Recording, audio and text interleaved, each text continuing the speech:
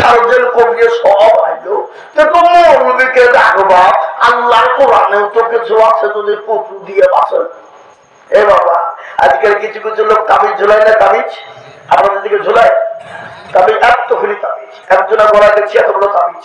বলে কেন তোর গলায় তাবিজ কেন? খোল দেখি। বলে না হুজুর খোলা হবে না। বলে কেন? খুললেই ক্ষতি হবে। কিন্তু খুলিয়ে যদি দেখছে বাবা বোঝায় তো কিছু হবে, খুল খুলিয়ে যদি দেখছে তাবিজে লেখা আছে বলে হ্যাঁ এই তাবিজ লিখলো কে? বলে হুজুর আমাদের ইমাম সাহেব। তাই নাকি? ডাক। বলে হুজুর এই তাবিজ আপনি লিখছেন? আমি লিখছি। কেন কি হলো? বুধু কি জিনিস? ইমাম বলছে হুজুর আমি নিজেও জানি না বুধু কি জিনিস। কি বললেন? অত তো লিখে দিয়ে বসে আছে, বুঝলেন না? মৌলবীকে দেখেছেন একবারে মৌলবী যে কায়দা কৌশল করি বাঁচবে গো। কি বলেছে? বাঁচবে গো। এই বাঁচবে গো যখন বলা বা তাহলে থেকে কানতে কানতে চলে এসছে কে? বিবি অর্ধাঙ্গিনী। তো মৌলবী হিসেবে বলছে হা গো সোনা তুমি কাঁদছো কেন? মানে কি হয়েছে তোমার? বলে ও তোমার সামনে তুমি কাঁদছো গে? বলছে আল্লাহ হুজুর ওকে কেন সাপে কামড়েলো, আমাকে দেখতে পেল না। জান লাগিলে যে হুজুর আমার স্বামীকে বাঁচাতে হবে। তো মৌলবী সাহেব জানো তোমার স্বামীকে ভালোবাসো? বলে হুজুর ভালোবাসো মানে? আপনি যা বলবেন তাই করবো। বলবে কি করতে হবে? শোনো তোমার স্বামীর যত বিষ ছিল একবারে ঝাড় ফুঁক দিয়ে পায়ের আঙ্গুলে দিয়ে চলেছি। কিন্তু একটা কিন্তু গো। বলো কি কিন্তু? তোমার স্বামীর পায়ে হাত দাও।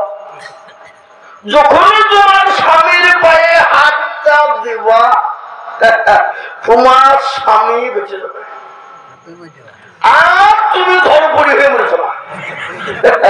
এই মরিয়া যাবা তখন বুঝিয়েছে তখন মেয়েটা বলছে বাপ রে সাপের কাটা বাঘের জায়গা বাজবে না বাপ, পাড়া প্রতিবেশীদেরকে খবর দেবা। এখন তুমি কাঁদছো কেন? হ্যাঁ পাগল হয়ে দেন। এত বড় বড় সার্জন ডাক্তার কবিরাজ বাঁচাতে পারলো না, আর আপনি বলছেন বাঁচবে, বুড়ো মরছে মরুক আমি আর মরছি নি। ঈশ্বর তখন শুয়ে শুয়ে বলছে সর্বনাশ, এ তো প্রথম গিয়ারে, দ্বিতীয়বার মেয়েদের পালা। দেখবেন মেয়েরাকে দিয়ে চুল টুল ছিঁড়িয়া পোকা। আপনাদের দেশের মানুষ মিলে মা বোনেরা লাইন দিয়ে দেখতে যায় নাকি? মা বোনেরা এমন করে লাইন দিয়ে যাবে বা বলে তো ওরাই মাটি দেবে। ওরা তো মাটি দেয় না, ওরা দেখে কে কতটুকুন কাঁদছে। যদি কেউ না কাঁদে রাস্তায় আসবে বলবে জানিস ও লোক মন কাঁদবে, মানুষটা হয়েছে তো চোখে একটু পানি না, কাঁদবে বোঝে। ঠিক না বলি যারা বলুন। এবং অনেক মেয়েতে বলছে বোন আয়ার খিচুড়ি দিয়ে কি মজা হয়েছে, বোন খিচুড়ি খাওয়া, খিচুড়ি খাওয়ার লিখে যায়।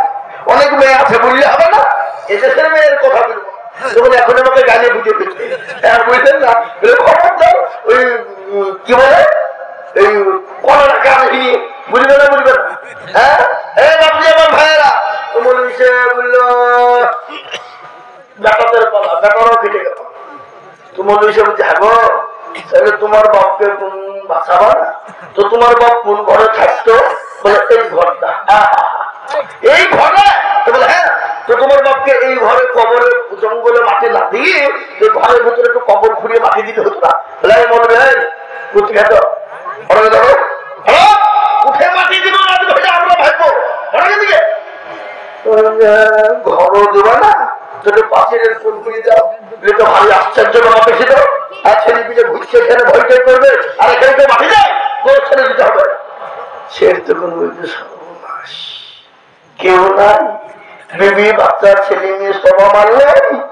এরকম করে মৌলবী মাথা চুলকাচ্ছে আর বলছে আল্লাহ আমার মনে ছিল না বাপ, একটা দোয়া এতক্ষণ আগে মনে হলো তোকে বাঁচালি।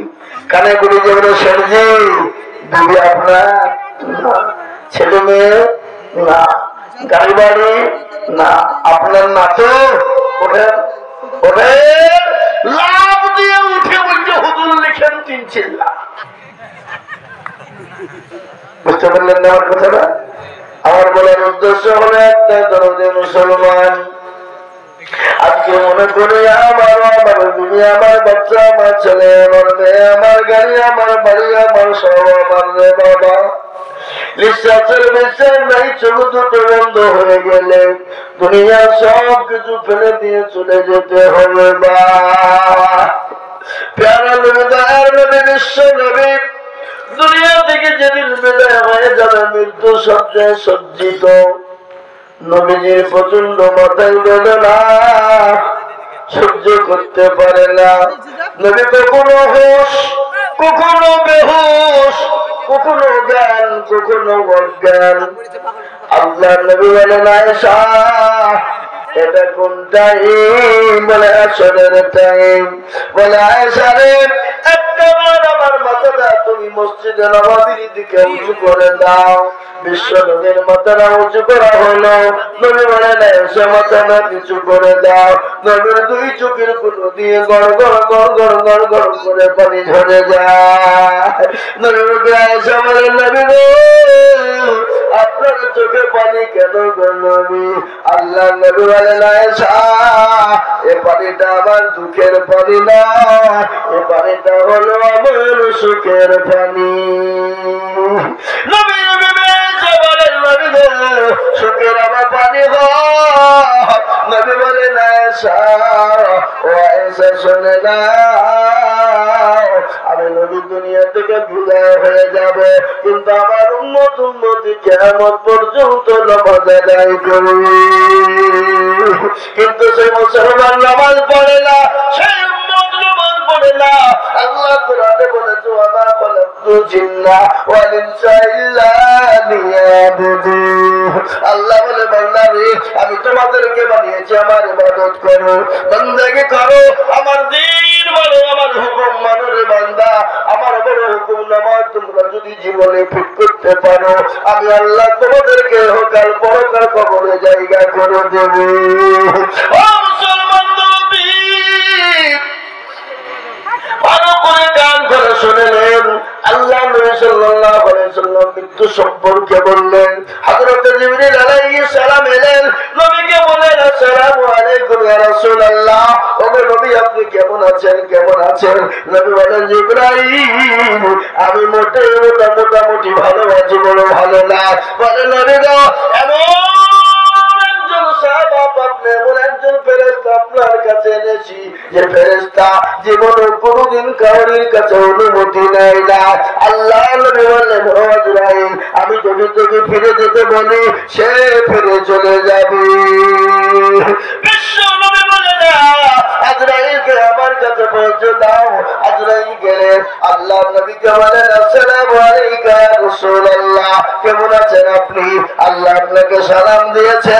নবী গো আমি আপনার কাছে অনুমতি চাই, আপনার জানটা আমি কবুল করে নিতে চাই, আপনি যদি অনুমতি দেন। নবী বলেন, আজরাইল আমি যদি অনুমতি না দিই কি করবা? আমি যদি অনুমতি না দিই কি করবা? বলে, ইয়া রাসূলুল্লাহ আপনি যদি অনুমতি না দেন আমি সঙ্গে সঙ্গে ফিরে যাব। নবী বলে, আজরাইল দেরি করো না, আবার তুমি তাড়াতাড়ি আমার জানটা তুমি কবুল করে না। ও মুসলমান দরদি আমার ভাইয়েরা, আল্লাহ ওয়ালারা, ঈমান ওয়ালারা, কলমা ওয়ালারা, নবীর আপনার যখন আজরাইল বুকের উপর হাতটা দিয়ে দিলেন, আমার নবী বললেন, আজরাইল আমার বুকটার উপরে যেন উহুদ পাহাড় এসে নেমে গেল। ও আজরাইল আমার উম্মতির নাকি এরকম কষ্ট হবে। নবীজিকে বললেন, নবী সন্তান যখন মায়ের স্তনে দুধ খেতে খেতে ঘুমিয়ে যায়, তবে রাসূল যারা মুমিন বান্দা হবে, মুত্তাকিন বান্দা হবে, আল্লাহওয়ালা দিনওয়ালা হবে, কোরআনওয়ালা নবীওয়ালা হবে, তারা বাচ্চা যেমন দুধ খেতে খেতে ঘুমিয়ে যায় ওরকম করে তাদের জানটা কবুল করা হবে, তারা আরামসে ঘুমিয়ে যাবে, টের পাবে না। সুবহানাল্লাহ, জোরে বলুন না সুবহানাল্লাহ। আজ বাপ গভীর রজনী, এই রাত্রিরে দোয়া কবুল হবে। আজকে আমরা নিয়াত করি, আমরা ইনশাআল্লাহ আজ ফজর থেকে নিয়ে যারা নামাজ পড়ি নাই নিয়াত করুন, আজ থেকে আল্লাহ ৫ ওয়াক্ত নামাজ আমরা পাবন্দির সঙ্গে পড়ার চেষ্টা করব। আজকে মুসলমানদের কত নেকি দাও, কত নেকি, চলতে ফিরতে উঠতে বসতে মাঠে ঘাটে নেকি আছে না নাই? যারা বলেন না আছে না নাই?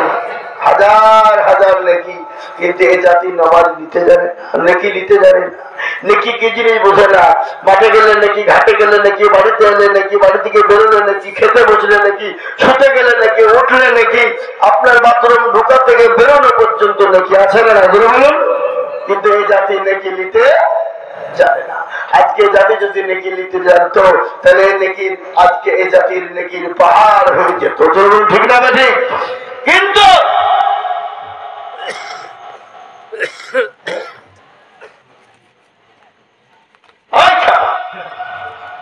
কতক্ষণ বলে গেল না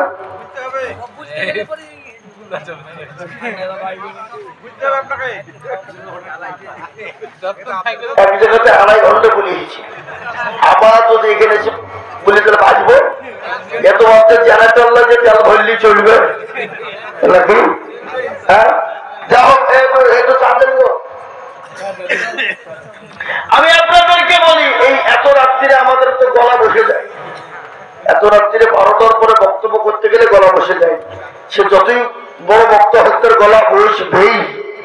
কি বললেন? আর আমার বাবা যে বলে না, আমি বেশিক্ষণ বলবো না, ঘন্টা দেড়, তার বেশি বলবো না বাবা। মানে প্রতিদিন জালসা, হয়তো একদিন বললাম, ২ দিন ৩ ঘন্টা বলে দিলাম, ৫ ঘন্টা বলে দিলাম, ঠিক আছে। কিন্তু আমার জালসার ঘটনা আপনাদের কাজকে বলি। রোজার ৮ দিন পর্যন্ত একদিনও ফাঁকা নাই। রোজার মধ্যে ১৫টা জালসা আছে। আমি বলছি, হ্যাঁ তোমাদেরকে বুদ্ধি শুদ্ধি নাই, রোজার মধ্যে কেউ জালসা করে? বলছে হুজুর তারাবির নামাজের পরে একবারে সেহরি পর্যন্ত চলবে। তারাবির নামাজের পরে শুরু হবে আর সেহরি পর্যন্ত চলবে। ১৫টা দাওয়াত রমজান মাস আছে। আমি যে আগামী মাদ্রাসা চালাই, মাদ্রাসা আদায় করবো না, তোমাদের ভয় কিনে বেড়াবো আমি? হ্যাঁ, বুঝলে হুজুর জিতি হবে। তারপরে ঈদের পরের দিন থেকে লাগাতার একসঙ্গে ৫৫টা জলসা, ঈদের পরের দিন থেকে শুরু করে ৫৫টা জলসা আছে একবারে গোটা পশ্চিম বাংলা। তাইলে বলেন, প্রতিদিন যদি ২ ঘন্টা করে বলি, আমার বছরে ৩৬৫টা দিন। কদিন? ৩৬৫। তার মধ্যে ৩০০টা জলসা হয়। করা ৩০০, তার মধ্যে আবার কোনদিন ২টো হয়ে যায়। এই জানকে যেমন ২টো। আমি কিন্তু জলসার লিখল না, এই ফতুল আমাকে ফোন করে যে লিখি হবে আপনাকে। আমি যে হাগো, আমি অসুস্থ মানুষ। আপনি জানেন না আমি মরিয়ার জন্য শোনেননি, খবর শুনেছিলাম না? শুনেছেন? শোনেন, ইউটিউব দেখবেন। কিছুদিন আগে এই যে বকরাইদ গেল, আমাদের মুফতি মনিরউদ্দিন কাসিমের রহমতুল্লাহ আলাইহি নাম শুনেননি? ওনার দোয়া করে মজলিস করে সারগাছি মাদ্রাসা থেকে আমি বাড়ি যাচ্ছিলাম। তো খাওয়া দাওয়া করে বাড়ি গেলাম, তো শরীরটা পুরো খারাপ হচ্ছে। কি ব্যাপার, শরীর খারাপ করছে কেন? তো বহরমপুরে একটু ডাক্তার দেখায়, আমার মাদ্রাসার স্টাফ আছে, গাড়ি ভর্তি। তখন আমার বড় গাড়ি ছিল স্করপিও। তো তোমার একটু ডাক্তার দেখাই। ও আল্লাহ, বুড়া বাজারে ডাক্তার দেখাইতে ঢুকেছি বা ডাক্তার ফি ৪০০ টাকা নিল। ওই যে এটা রিপোর্ট করেন, রিপোর্ট করবেন। আমি ওষুধ চাইতে শুনতেন না, আপনি রিপোর্ট করুন। তো রিপোর্ট করতে যে ৫০০ টাকা খাই দিত। বলছে আপনি বসেন, ২ ঘন্টা বসেন। ২ ঘন্টা বসিয়ে টসিয়ে রিপোর্ট দিয়ে বুঝে রিপোর্ট দিকে বলছে আপনার তো রিপোর্ট খারাপ। যে কিসের খারাপ? হ্যালো, বলছে হয়তো খুবই খারাপ। কি খারাপ বলেন? যে আপনাকে বলা হবে না, আমাকে বলেন। কেন বলবেন আপনি? আমাকে বললেন, বলে মনিটরকে পাঠান না, আমাকে বলেন। তো বলছে আপনার যা রিপোর্ট দেখছি তাতে বিরাট ক্যান্সার। কি ক্যান্সার? বিরাট ঠান্ডা চাদর, বিরাট ক্যান্সার। বলছে কি রে, আমি বক্তব্য করিয়ে খাওয়া দাওয়া করিয়ে আসছি আর আমার বিরাট ক্যান্সার হয়ে গেল। রিপোর্ট তাই বুঝে বা মঞ্জুর ভিতর খারাপ হয়ে গেল, কিন্তু মন আমি ভাঙিনি, হতে পারে না। তাও বা মনে মনে করছে বুঝলেন হইলেও হতে পারে না, কি বুঝলেন? আমাকে বললে আপনি কলকাতা মেডিকেলে চলে যান। কাউকে বলছিনি কথা, বাপ বাড়িতেও বলছিনি কাউকে, বাড়িতে চলে এলাম, খাওয়া দাওয়া অল্প করে দিচ্ছে, মন মারা ছেলে মেয়ের দিকে তাকাচ্ছে, চোখ দিয়ে অটোমেটিক পানি চলে যাচ্ছে। তো বাড়ি অলি বলছে কি ব্যাপার গো, কি হয়েছে বলো তোমার, আমাকে বলো। মন ভালো লাগতে গেলে ভালো লাগে, জানো দেখে ঘর না কি হয়েছে বলছে আমার তোমাকে কাঁদছো না।